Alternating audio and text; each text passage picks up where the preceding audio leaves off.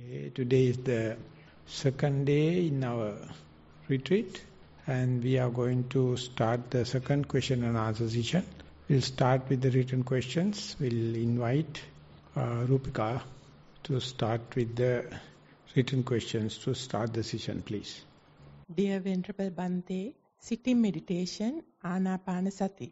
When I'm looking to my breath, lots of thoughts arise at the same time. How do I reduce my thoughts? If you claim this is my thoughts, you can't reduce.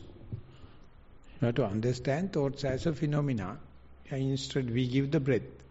And there is a competition, whether the mind is go to the breath or thought. If you claim breath as myself, still wrong. If you claim thoughts as myself, still wrong. So you have to just observe. Thoughts are happening. Why you are fighting with them? Why you are going to suppress them? Just see. And whenever possible, apply your mind to the breath. Of course, that is, we have to understand, and as much as possible. Whether this endeavor is a failure or with so much of target shooting. That is, the Buddha gave the example. By shooting again and again and again and again, you will learn how to focus, and one day you will hit the bullseye. So likewise, you have to keep on practicing. Don't claim the target as myself or the thoughts as myself. You have to have just a video camera light. Just see what is happening. For the moment, thoughts may be too much. Never mind. No one in this flow have no otherwise. Everyone is having. So therefore, don't consider this as a you are specific or it is your mind. Just see, keep on practicing. I think walking meditation may be the answer. Put into walking and see how about while eating. How about while brushing your teeth. And then see what is the easy access or soft end. And then try to be with it. Ultimately, it will in turn will help you in sitting meditation also. With that, we are moving further. Most Venerable Bhante, Avasarai, walking, time 1 hour. Primary object, Usavanawa, Geniyanawa, Tabanawa. I practiced on both choir mat and sand path. Felt the push given by the knees and the front area of the feet, more prominently than earlier experiences. Can be mindful for 20 plus steps now. Thoughts were less today. Felt sleepy and unbalanced after some time. Felt relaxed after the meditation. Sitting, time 45 minutes. Primary object, expansion and contraction. Thoughts arise often. Today bit lesser than previous days. Felt like I dropped from somewhere and got awake. Neck gets jammed and eyes got opened. I am not sure if I was asleep or not though. Sometimes the head is pushed back very hard. Other activities. Mindful when eating. Counting bites were easier than previous days. Observe the taste of lime, salt, onion and other vegetables more vividly than ever. Yeah, I think the reporting on the day-to-day activities is doing much with the enthusiasm. But walking also not bad. What happens is you are observing while observing the primary object, lot of other phenomena taking place. Earlier you do not know primary object, you don't know what is happening in the present moment. Your mind is drifting, daydreaming, fantasizing, bewildered. So whenever it is focused to some neutral recurrent object, you can see under your very nose what is happening. Each and everything, the beginners consider as a distraction. Beginners consider it as something wrong. So how much time you have to understand? Understanding something under your very nose is the most important thing on the earth. You have not seen, so why it's a separate issue, separate story, but now you're about to see.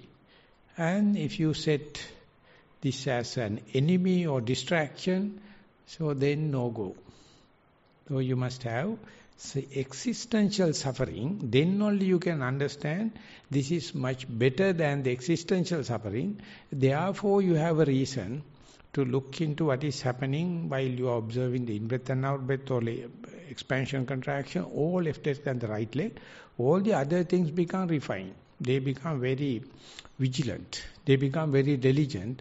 So they also appear like increasing. Not, of course, they are increasing. But your awareness is increasing. And your discrete understanding is increasing. You don't hate it. Don't undermine. All the other knowledge is second hand. This is something to be hated. But this is under very nose. And the most important, no mistake. They are the utter truth. But for the moment we are taking whatever others say as the truth. So therefore we have a negative feeling towards what is happening under your very nose. So you have to have that kind of a mindset, that kind of a prepared mind to go before going into the sitting and walking. And later you find if you go with that mindset, these things are nothing to mention, not worth mentioning. They are insignificant. So therefore go prepared. Oh, there is another interpretation. As when Jnanarama says, you have so much of consideration about your body. So even tiny little thing, you complain rather than bearing it up. Rather than develop the resistance for them.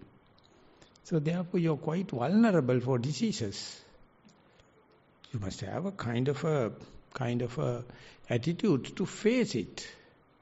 The body has its own immunity, mind has its own immunity. Now I am talking not about the bodily immunity, but I am talking about your mental immunity. You are a yogi, go prepared. Definitely it is going to be positive results. Hardly that will prove negative. So go with preparedness. As you have been success in the day-to-day activities, hopefully you will go to the walking as well as in the sitting with the same success. We are moving. Reverend Bhante, so grateful to you for your kind instructions. I wish to give my report as follows. Walking meditation was my primary object. Before started walking, first stood before the walking path, observing it and myself. Standing there, I noted body weight was on both my legs. When raised my left leg and moved it forward, felt the lightness of it, and also the roughness and the hardness of the carpet. After keeping my left leg and raising the right leg, felt the heaviness on the right leg.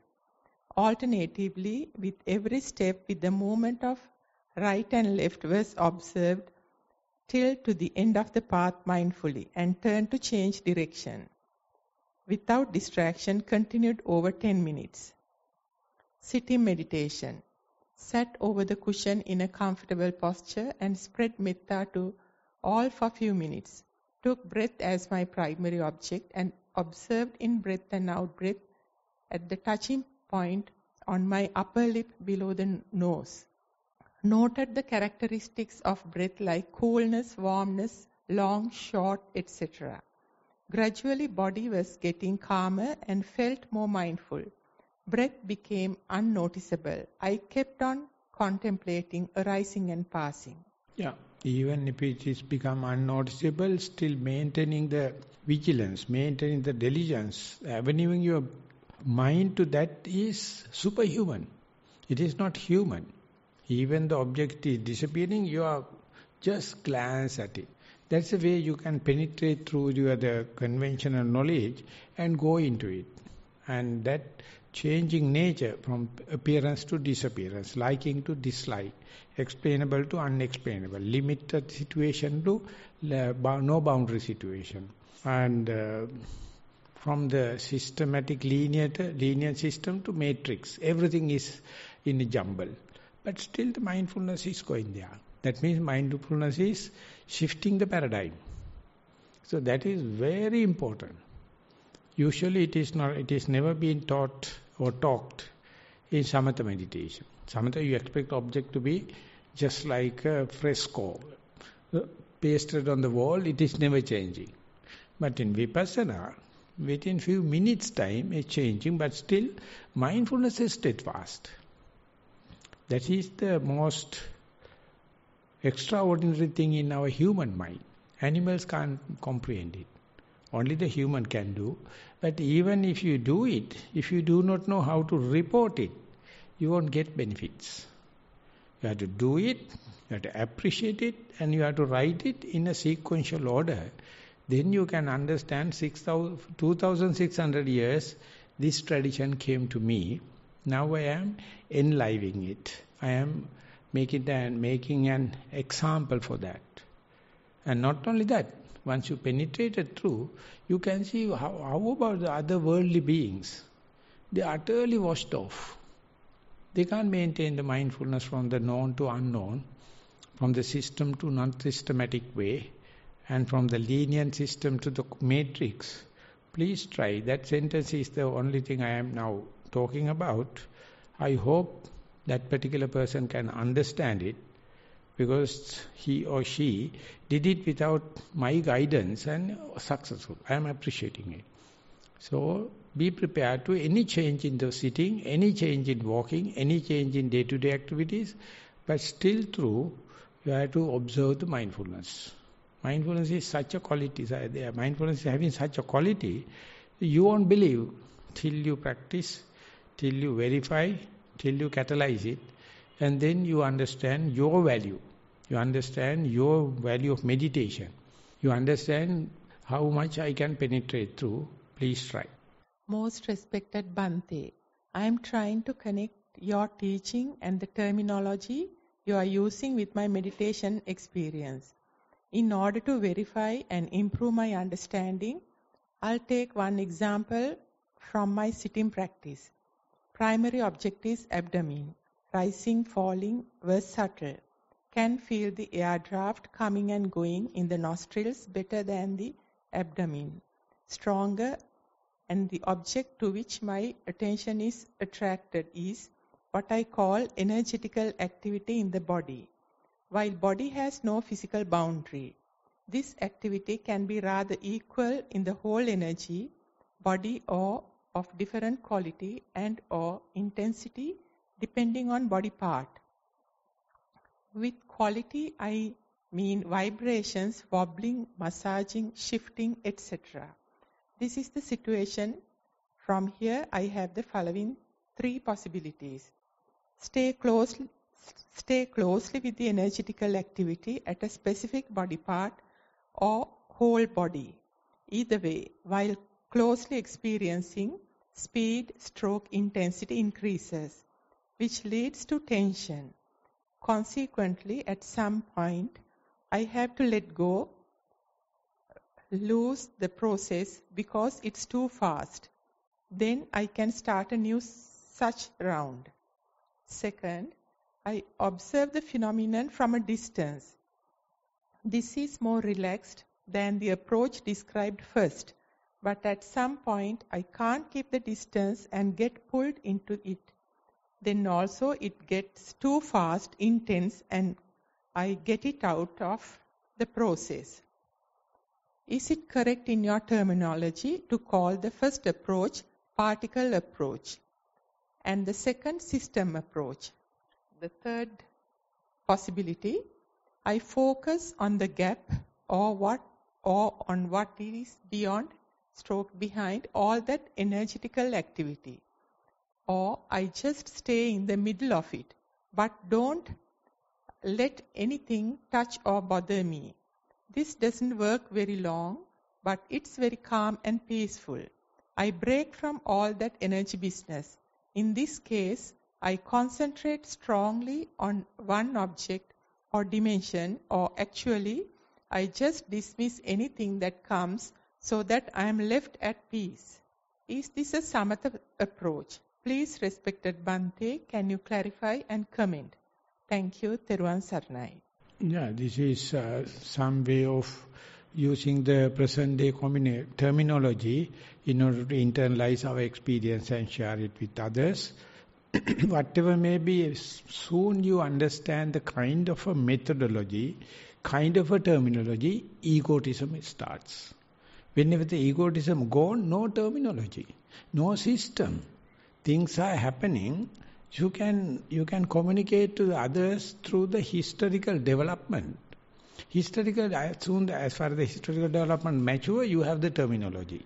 You have the system. You have the Theravada. You have the Mahayana. You have the Samatha Vipassana.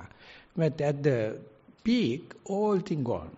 Everything become a mess. The Buddha is using it as a flux. So give into flux.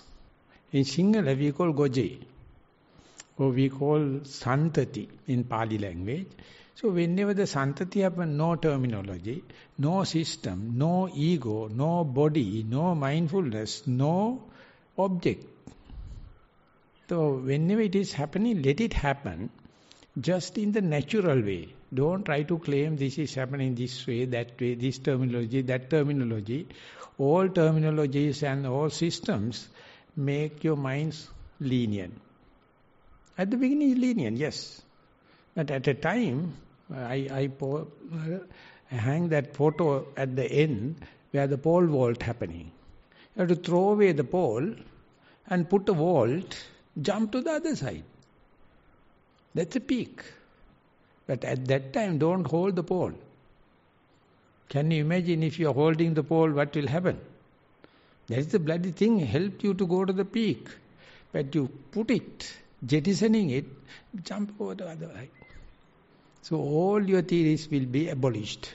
All your terminology will be abolished. But till that it is necessary to share with others and understanding and make use of a theoretical knowledge, non-meditational knowledge to go into that. So therefore keep on writing like that, and ultimately you find the truth you can't write. In Zen meditation it says, whatever that you can explain is never the eternal Tao. Eternal Tao you can't put into words. It is such a sacred thing. So till that we are using baby's language, just like a second language for elderly people. We are using with stammering and fear. Likewise you have to go. But main thing is letting go of the pole. Letting go of the terminology. Letting go of your so-called systems. They are samatha and vipassana the same. In and out the same.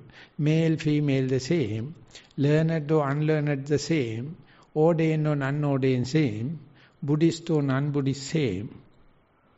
They all have, as far as the ego is there, as far as the system is there, as far as the terminology is there.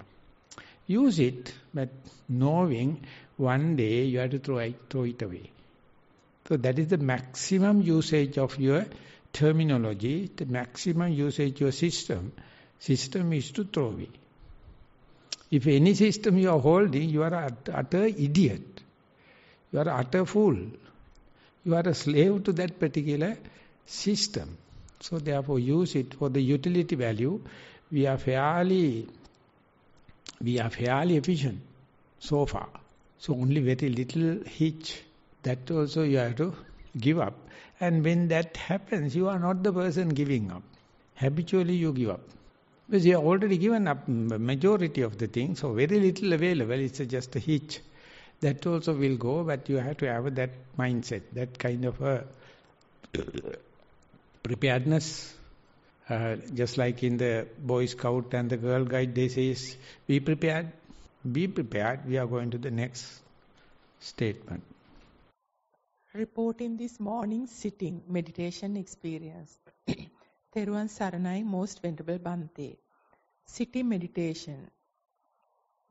After cleaning Bomalua parts, primary object, here now I am. Body was seated, relaxed, comfortably. Noted the clothing against skin, hands resting against the tummy, eyes open, mind drawn inward. The mind switched to in and out breath. Breath was calm, relaxed, mind was peaceful. Noted the mind go automatically to thoughts of recent past. Then back to in and out breath. Breath was subtle, sometimes short, sometimes a sharp in-breath, out-breaths, always longer. Observed mind automatically switched to hands resting on tummy. Hands would rise and feel a vibration during in-breath. Noted lungs expand. Hands fall and continue to rest against tummy during out-breaths. Felt calm and relaxed. Eyes got drawn to the surrounding trees. Observed a stream of sunlight penetrate a patch in the forest. Observed the colors of the surrounding leaves change gradually. Noted the patches of sunlight get bigger and rise over the canopy of leaves. Noted the air get warmer against the skin. Observed the hands rise and fall against the tummy. Was very happy to be here, Bhante. Much merits for this retreat. May you attain Nibbana in this life itself. Is there any discrimination between walking and sitting in reporting? Started with the walking meditation, but gradually it is sitting, not left leg and right leg. Sitting outdoor. You may Sitting be in outdoor. the... Yes, Venerable Sir. Sitting outdoor. Sitting meditation. After cleaning Bomaluwa paths. So that is what I just want, because many details are pertaining to sitting. But I thought it is after cleaning the Bomaluwa means that means you are sweeping the lawn, that is usually preparing for the walking meditation. Never mind. So I will relate this into one story. There had been a very famous good Zen master living in the hill. But he is running a meditation center. So one person went there and master is coming exactly at the beginning of the sitting. Sitting only 35 minutes, bell is ringing, everyone has to go. And next walking and coming. And that particular person, the beginner, found very difficult to sit for 35 minutes. So he wanted to quit. So soon people closed the eyes. He went out and climbed the mountain instead. And he found a very nice sunset. And the sky was so bright and so colorful, panoramic. So when he came, he was utterly absorbed. The session is over. Master is out. He can't help but telling the master, Master, I had a nice session. There was a nice sunlight, a sunset, and I was observing. And Master whacked the fellow on the chin and told, your mind is much more beautiful than this scenery. So we think scenery is outside. If your mind is beautiful, everything is beautiful. If your mind is ugly, everything is ugly. Everything is mind-made. Because you have to whack the fellow. Otherwise, he is quitting the session, sitting session, and going to teach the master how nice the outside and the colors and the warming air and all the kind of thing. It's just like addiction. I mean, good addiction. Everything is, you are the person interpreting, and you are the person telling it is good place and good night because your mind is good. The same mind, if you are going to say bad, everything is bad. So therefore, whatever you are interpreting, whatever you are judging, whatever you are valuing outside, it's a very clear indication how is your mind. Whether you wish to express it or not. That is what we call emotional literacy. We can understand others' emotion by literature. But many think emotional illiteracy. That is the rudeness, your arrogance. Otherwise, when you are in the normal movements, we are talking mind to mind. Even though we have to take epithets and the examples and all the kind of thing, but mind to mind. So therefore, when you are happy, whole forest is happy. When you are unhappy, same forest is very damp and very difficult to live. So therefore, how is the object become gross and the subtle and subtlest? It is, don't think it is the object is becoming gross, subtle and medium, but your mind become gross, medium and subtle. Jnatancha, jnanancha ubopi vipassati. That is the way the commentator it says, when you advance, you are not only meditating upon the object, the very mind also becomes reflective. You can understand this is gross because my mind is gross. This is black because my mind is black. So likewise, when you are doing your short circuit, the closed circuit happens. Then onward you can, through whatever the encounter with outside, you can understand how is the evolution of the mind. And it's very slow, painfully slow, but it's happening. But anyway, out of these two, Buddha is appreciating the beautiful mind.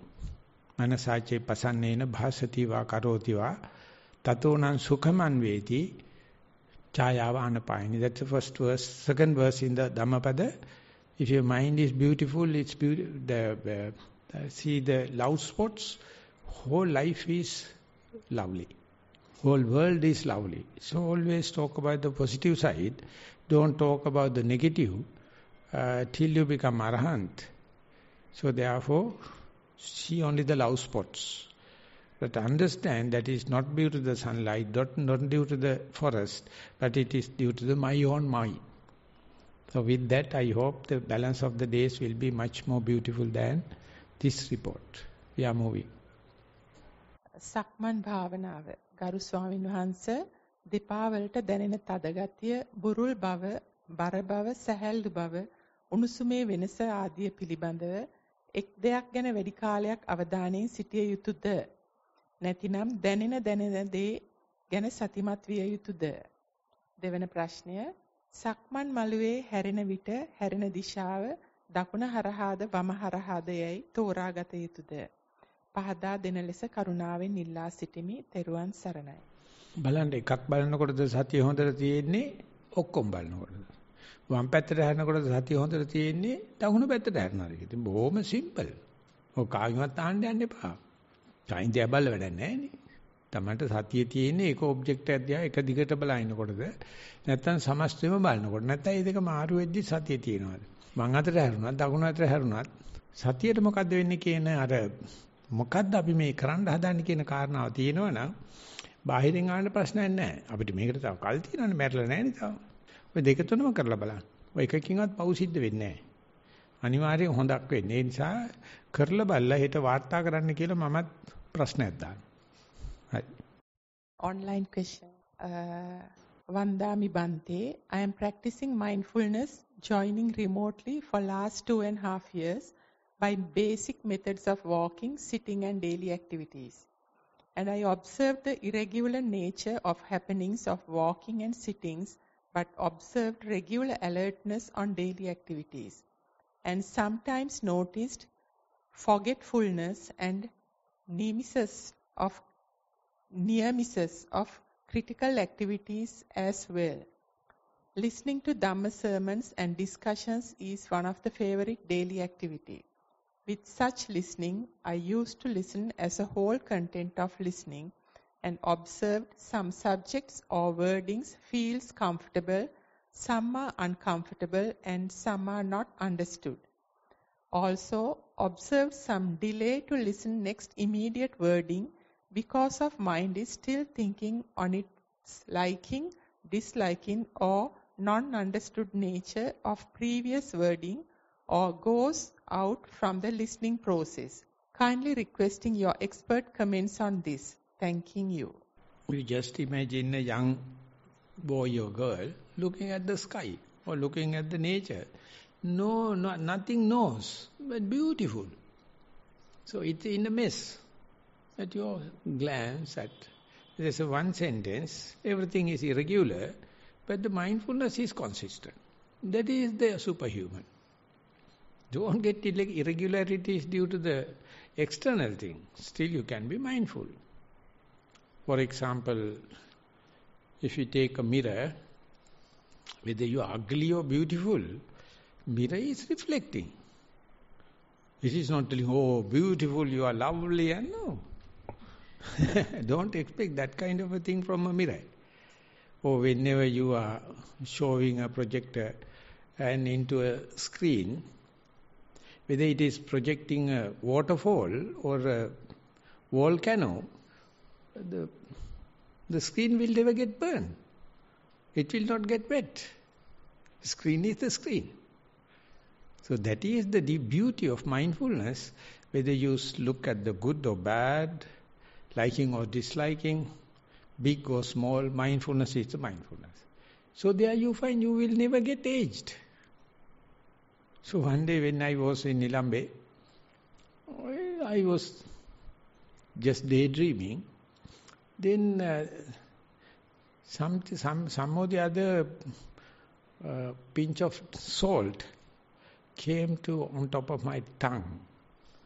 Immediately I thought, what was the first day I tasted only salt, and that salt taste and this salt taste exactly the same. I never been aged. No senility.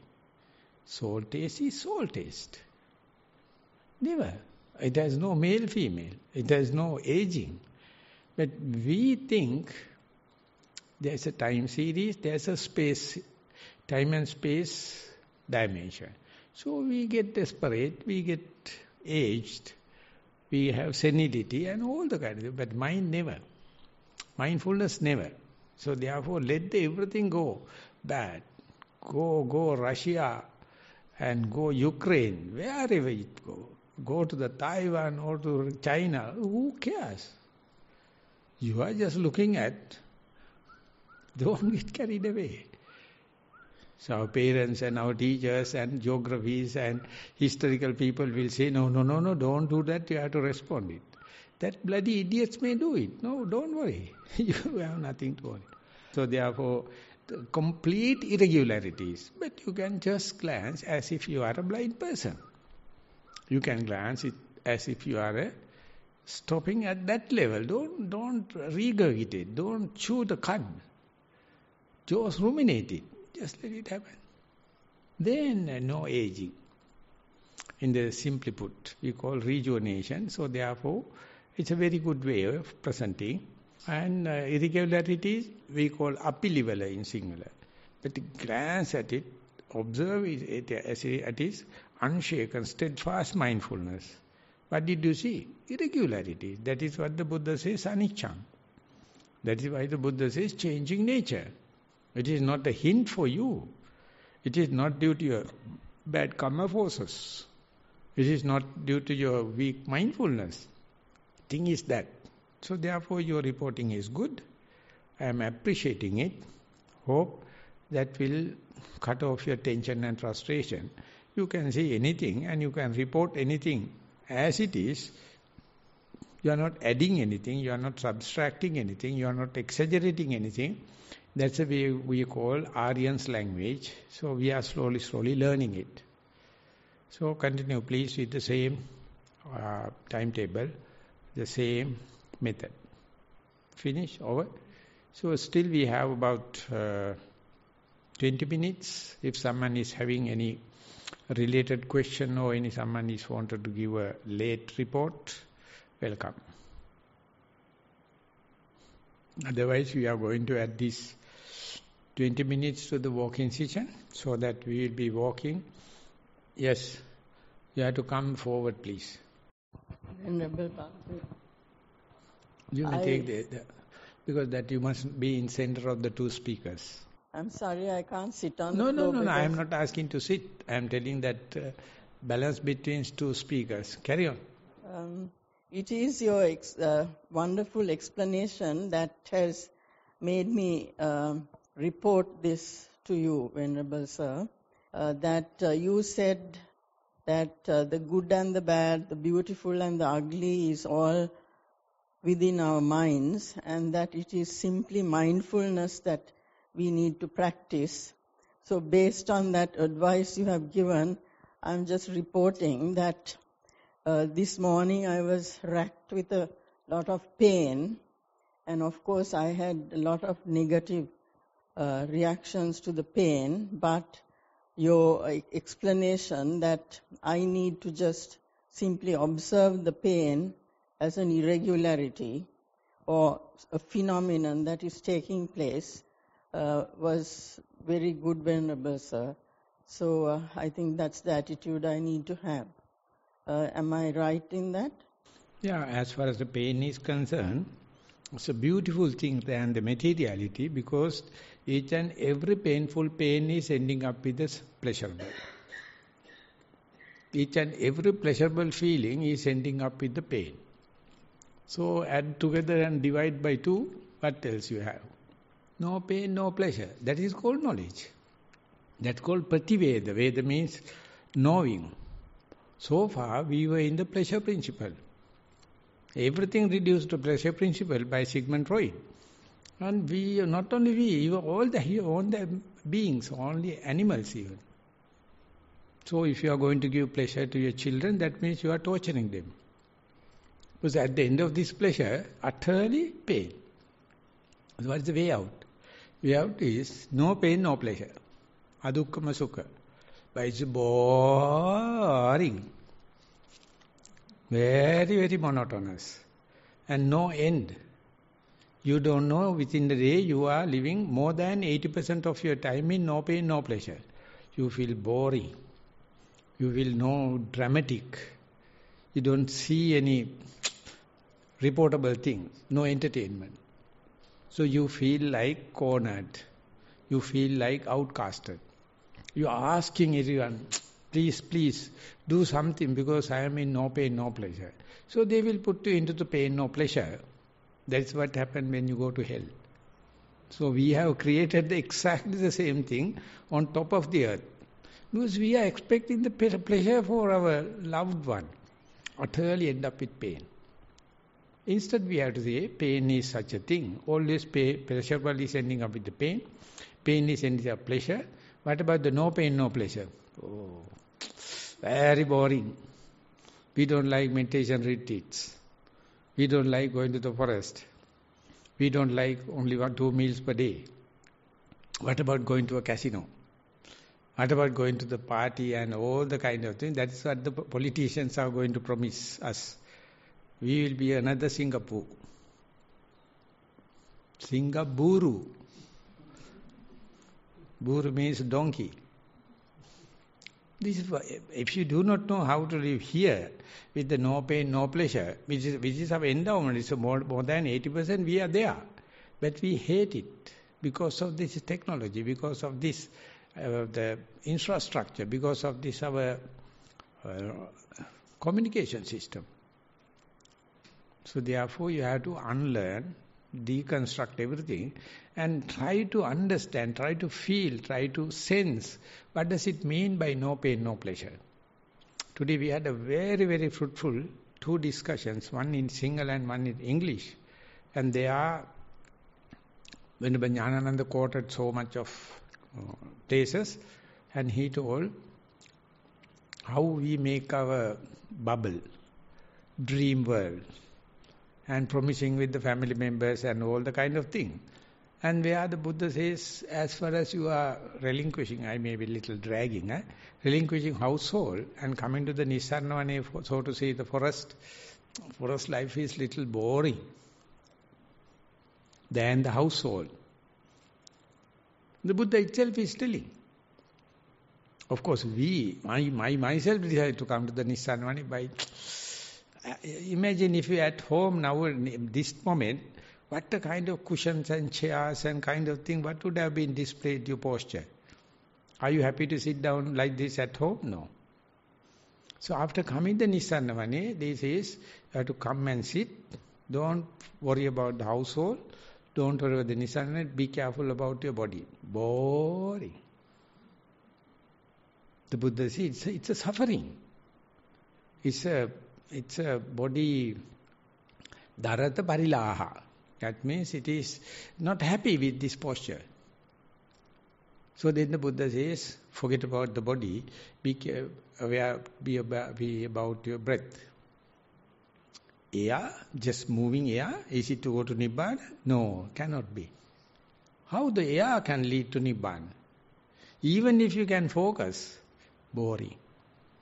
The Buddha is 6 places in Pottapada Sutta. He says, don't call this as a boredom. Don't call this as a monotony. Consider this as a rapture.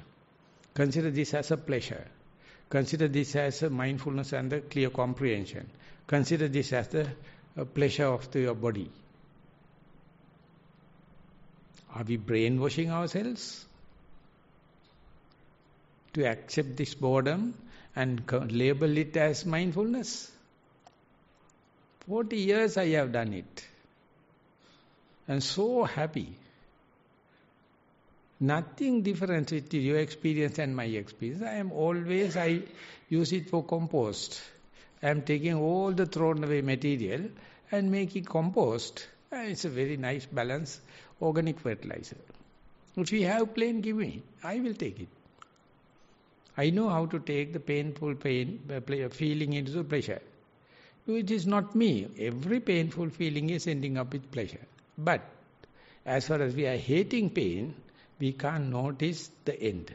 We can't notice the pleasure. Buddha says, never mind darling, just see the pain to the last drop. It's a pleasure. And see the pleasure to the last drop, it's a pain. So, it is ups and downs and dramatic and wastage of energy and kind. So then what about the no pain, no pleasure? That's the alternative. And whenever Dhammajiva says, if you know this is the no pain, no pleasure, you are in happiness. If you do not know even no pain, no pleasure, you are in utter hell. Even though you are on the earth. So therefore, be prepared for the pain. Recently one girl came to Kaduwela, only the skeleton. And when she was used to come here, always coming and talking with me, I chased her out. And that time she has a lump or something like that in the chest. Now it has broken and she has number of cancers. Chest, arm, brain. And she says that I try my best before the cancer developing, but it's consuming me from 2015 onward. And there were some very critical moments.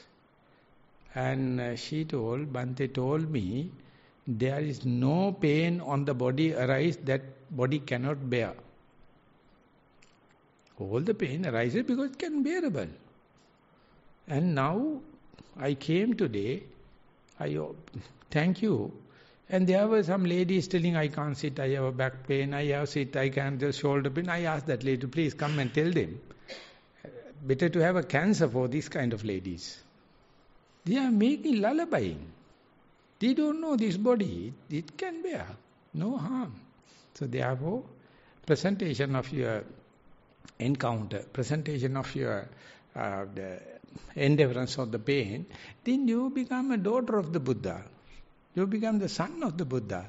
Not the people always going for painkillers and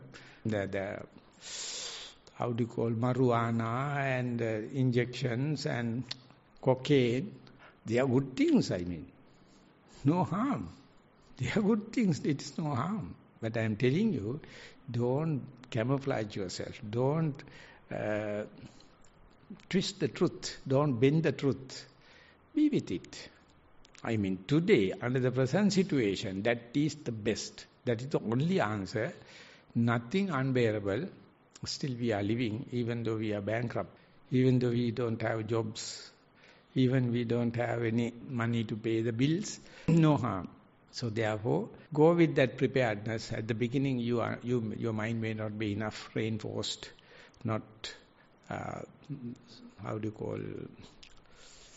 galvanized.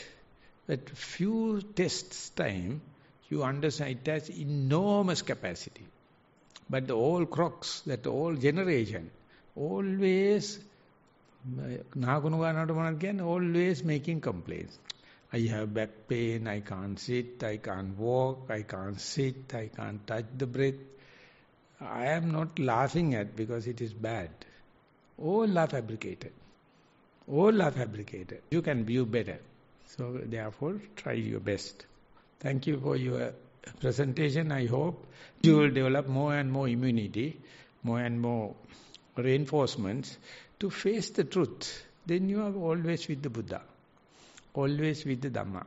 Anyone else to come and tell something against it or something, or for it. 10 more minutes. Otherwise, we are going to take it for walking meditation.